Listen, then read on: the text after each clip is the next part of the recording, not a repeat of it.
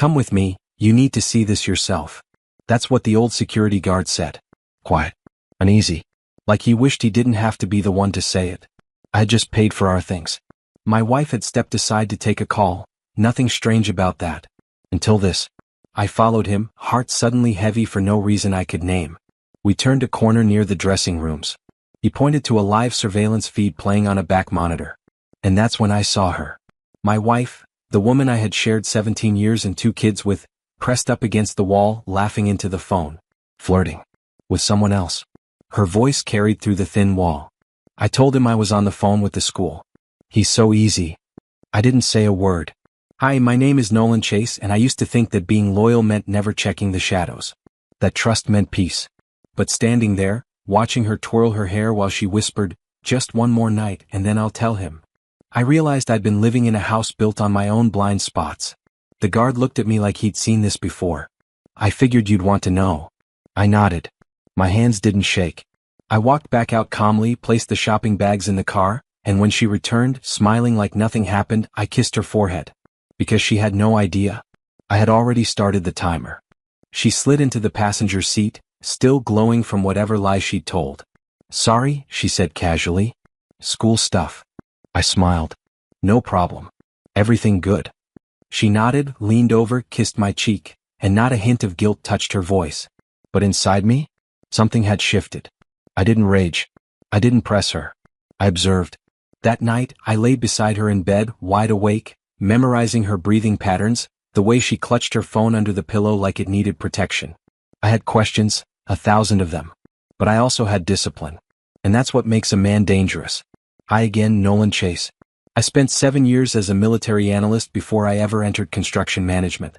You learn to see things most people don't. Inconsistencies. Gaps. Behavioral tells. And my wife. Suddenly she was full of them. The new gym bag she never unpacked. The mystery volunteer nights. The perfume that didn't match what she used to wear. The locked phone screen she used to leave open. But I said nothing. Instead, I rebuilt something quietly, a log. I tracked every outing, every excuse, every shift in tone. And then I called in a favor from an old friend, a digital forensic consultant I once helped through a custody battle. Within 2 days, I had access to every deleted message, every cloud-stored voice note. The voice I heard wasn't just hers. It was his. And the next file was a photo, timestamped just 12 minutes after I paid for our groceries that day. She was in the store. But she wasn't alone. The photo stopped me cold. It wasn't the angle. It wasn't even what they were doing, just a whisper of space between them, his hand barely brushing hers near the dressing room corridor. It was her face. Relaxed. Lit up. That subtle half-smile she used to give me before we had kids, before bills, before life hardened around us like concrete. And now it belonged to someone else. I stared at it longer than I should have. Hi, Nolan Chase again. A man learning in real time what betrayal actually feels like. Not the movie version. No explosions, no shouting. Just this cold, quiet nausea that starts behind your ribs and never quite leaves. I didn't confront her. I upgraded my plan. First, I hired a family law attorney, discreet, effective, and trained in pre-litigation investigation. We opened a folder. Built a timeline. Next, I met with our financial advisor and asked one simple question. If a marital asset is being moved in secret, how early can we trace it? His reply? Depends how clever she thinks she is. Turns out, not very. She had been siphoning off small amounts from our joint account, transferring to a private debit card under the name of a fake LLC. The name of the LLC? Matched his initials. I didn't flinch. I signed the documents. Froze the joint accounts. Transferred the house deed, legally protected through a clause we'd signed years ago when my father co-signed the loan. She couldn't sell it. Couldn't leverage it. She didn't know yet. But I had already erased the safety net she thought she'd stolen. And in 3 days, she'd walk into the meeting that would change everything. Because I invited them both. I reserved a quiet conference room at a downtown co-working space. Clean, professional, forgettable. 2 chairs across from mine. 1 legal pad. 1 envelope. She thought we were meeting a potential investor for my business. He thought he was showing up to discuss expansion plans. Neither knew the meeting was with me. They arrived together. Not holding hands, but close enough that the lie was no longer careful. He wore a blazer. She wore the same perfume I bought her for our anniversary last year. I stood when they entered. Her face drained instantly. He froze like a rookie deer on a rifle range. Sit, I said. They did. Hi again. Nolan Chase. And no, I didn't yell. I didn't throw the envelope across the table like in some courtroom drama. I slid it forward. Inside, bank statements, text logs, photos, the LLC filing with his initials. Her digital fingerprint on every transfer. She didn't open it. I can explain, she whispered. I'm not here for an explanation, I replied. I'm here to end the story you two started behind my back. He leaned forward, trying to sound calm. You have no right to ambush us. I laughed. Not loud. Just once. You ambushed a marriage. I'm just returning the favor, legally. Then I stood.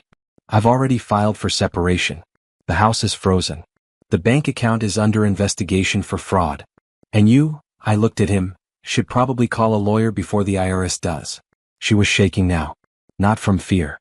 From finally realizing I wasn't bluffing. But what neither of them knew was that someone else had been watching this play out quietly. And she had just booked a flight. The someone else was my sister, Rachel. Divorce attorney. Single mom. Zero tolerance for betrayal, especially when it involved me. She booked a flight the minute I sent her the files. No questions. No lectures. Just one message. Don't let her spin the narrative. I'll be there Thursday. And she was. Hi, Nolan Chase again, watching my world burn slowly and learning how to stand in the smoke without blinking. By the time Rachel arrived, the first wave had already hit. My wife tried to regain control, texting mutual friends, feeding them some vague story about emotional distance and misunderstandings. Not cheating. Not fraud. Just unhappiness. But I'd already sent the truth ahead of her. Facts. Documents. Proof. One friend called and said, Nolan, if this is true, she just nuked her own life. I didn't reply. I didn't need to. Rachel and I met with my attorney Friday morning. She brought new paperwork, ones that accelerated the process. Emergency orders. Asset protection clauses. Custody arrangements preemptively outlined in case she tried to involve the kids. Then she looked at me across the table and asked, Are you doing this for payback or peace? It hit me. This wasn't just about catching them. It was about becoming someone else on the other side of it. I said, Peace. She nodded. Then let's finish this clean. That evening, my wife showed up at the house, the one she no longer had access to, and found the locks changed, the security code reset, and a formal letter taped to the door. She stood on the porch for 10 minutes. Didn't knock. Just cried into her hands.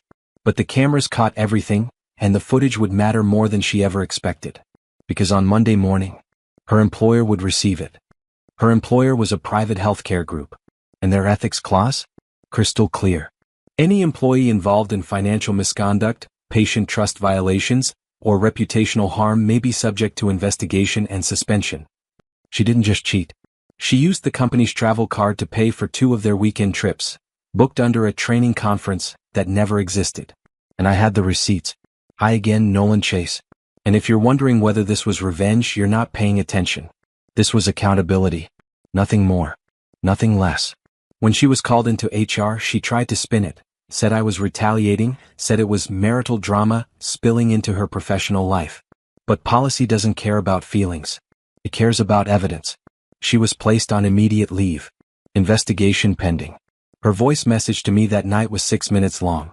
Started with blame. Then begging. Then silence. And then finally, rage. You don't get to destroy me just because you're hurt. I didn't respond. I was sitting with my kids watching a movie, something we hadn't done in months without her mood swinging the room sideways. They laughed. Ate popcorn. Safe. Steady. And that's when I knew. This was the life I'd protect. Not the one I lost. The next day I met with my lawyer and Rachel one last time. Everything was in motion. Division of assets, custody petitions, protection orders. But then Rachel pulled out one last file. She slid it across the table. You ready to see what he's been hiding? She asked. I blinked. I thought we got everything. She shook her head. Not this. What I saw in those pages changed everything. Because it turns out he didn't just betray me. He betrayed the wrong family entirely. The file Rachel gave me?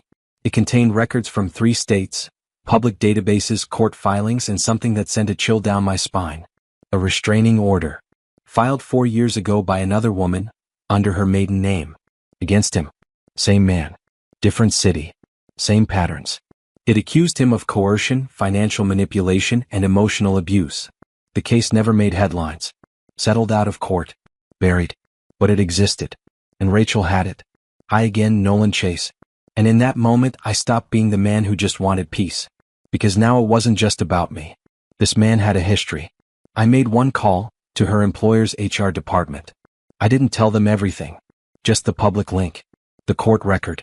And then I sat back and watched the last thread unravel. Her suspension turned permanent within 48 hours. Not just for the false charges, but because she brought a predator into a protected space. She called me from a prepaid number that night. Please, you've done enough. I answered calmly. No. I haven't done anything. I just stopped covering for you. Then I hung up. The next morning, the man finally reached out himself. No threats. Just a single message. Let's meet. I showed it to Rachel. She said, he's trying to gauge your weakness. Don't give him any. So I didn't reply. Instead, I called a former client of mine, someone who worked in private security and risk mitigation. He owed me a favor. Within hours, the man who'd thought he was just dating a married woman was served with a legal complaint and a cease and desist tied to financial entanglement and prior conduct. His silence after that spoke louder than any apology. But there was still one final moment left. Because my wife had just requested to see me, in person. She arrived 10 minutes early. No makeup. No rings. Just the same woman I'd married 17 years ago, only now stripped of the mask she'd worn for the last 2. We sat across from each other in the same cafe where we once chose our kids' names over coffee and pancakes.